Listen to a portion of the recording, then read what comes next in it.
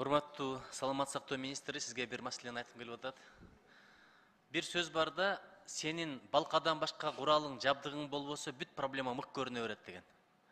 Айтайын дегеним, мурдагы замандарда мастерскойго барганда түтүктүнбү же телевизордун баркасын ачып, анан кайра жаап акча ала берчү да, оңдоп койдук деп.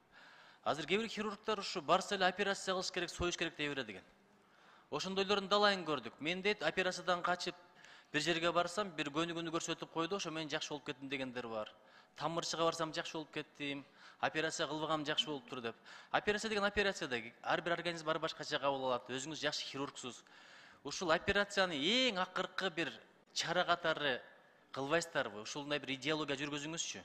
Анан барганда эле соебуз, ачабыз, болбой калды дейт экен. Ошондон качып барып, операциясы жок, куламдан соолуп кеткендер толтура болуп атат да, мен ошон үчүн айтып атам. Кандай деп ойлойсуз? Ушул туура пикирби же андай эмеспи? Нуржик Кадырбекович, бул суроо туура. Мен сиз айткандай 40 жылдан бери хирургияда иштеп жүрүп, бул дагы бирок бир жагы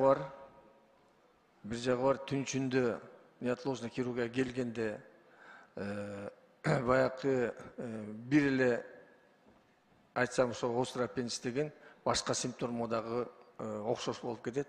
Кокустук болуп, эгер биз ошол кезде туура кабыл албай койсок, осложнение болуп, каза болуп калат.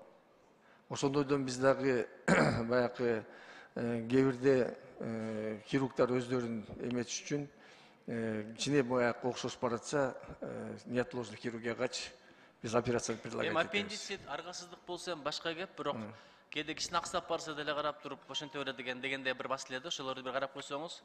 Экинчиси, мына эмдөө боюнча бирөөлөр балдарды эмдетип атат, бирөөлөр эмдетпей атат. Идеология маселеси экен да бул деле, маалыматты туура жеткизүү маселеси. Анткени азыр билесиз, социалдык тармактардан аябай көп видеолор чыгат да, контенттер чыгат. Балама эмдөөгө алып бардым эле, укол сайгандан кийин момунтип ооруп калды деген видеолор чыгарып атат. Ошону көргөндөн кийин канча адамдар баш тартып атат.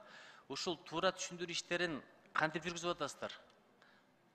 Нуржигит Кадырбекович, бул абдан мынакей бизде сиз жакын арада көрдүңүздөр, 3000ден ашык көрменин орду, 3 биздин кичинекей жарандарыбыз каза болуп калды.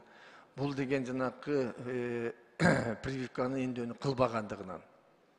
Экинчиден жанакы сиз айткан статья боюнча биз карап көрсөк, орусчасы туура экен. Ответственность экен.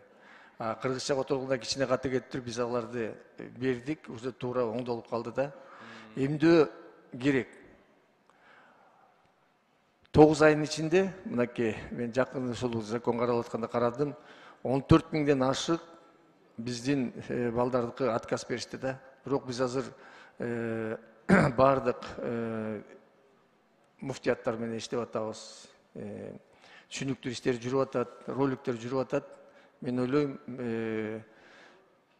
сиздер дагы жогорку кеңештин дагы депутаттар бизге жардам берсе, биз эмдешибиз керек. Эми үчүн дегенде, эмделбей калса, көрменен Краснохадан азыркыда 3000 киши, 3 эле адам каза болду.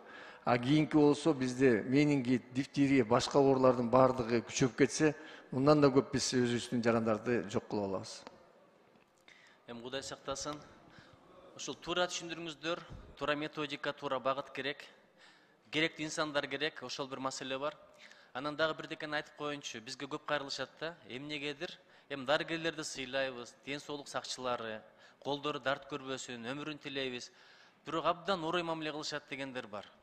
Барасың, эми муктаж болуп барат да, баласы ооруп барат, бир жери ооруп барат, пациент болуп. Ошо мезгилде баягы Ормонхан биякта эле калат дейт да, өтө мындай мамиле кылат дейт. Ушул адеп акылак, сый урмат жагында айта жүрсөңүздөр, андан бетер жүрөгүбүз менен сыйлап калалы да. Чындап. Анан мисалы банкка барсаң дагы атайын кага система бар, кезекке тура турган. Бул жакта кезек деле жок, кээде бирин-бири жетелеп алып, вне очереди бирин-бири телеп жүрө берген жагдайлар бар, ак калачандар улам-улам кирип. Ушул жактарында айтып деп жүрсөңүздөр, анткени бүт дүйнөдө биз медицина тармагын көрүп келет да, мен чыгыш батышта көп окудум. Биринчи сыпаты бул сылык сыпалык да, анан калганы. Эгер ушуга макул эмессизби? Нуржигит Кадырович, мен абдан макулмун. Ушул боюнча иштеп атабыз. Экинчи, сиз айткан жанакы 1 январга чейин бүт бар Кыргызстан жеринде сиз айткан цифровизацияны киргизип атабыз очередте. бул очередь менен цифровой боюнча күтпөй очередь менен болот. Эми ашың болсо да кашың болсун дейт, жок дегенде жылмайсынчы. Анткени мамиледе эле бул дарыдан дагы жакшыраак даба болот да, шыпа болот. Ушул жагын айткым келип атат. Ишиңиздерге келек, андан айтып атпайсызбы? Кыргызчасы башкача болуп калыптыр деп. Кийин кыргызчасы биринчи орунда турат. Билесиз, эгер карма-каршы болуп калса. Биринчи кезекте кыргызчасы туура болсун, андан калганы, Биз аны ким которгон болсо таптык, уже оңдоп койдук кыргызчасын. чоң рахмат.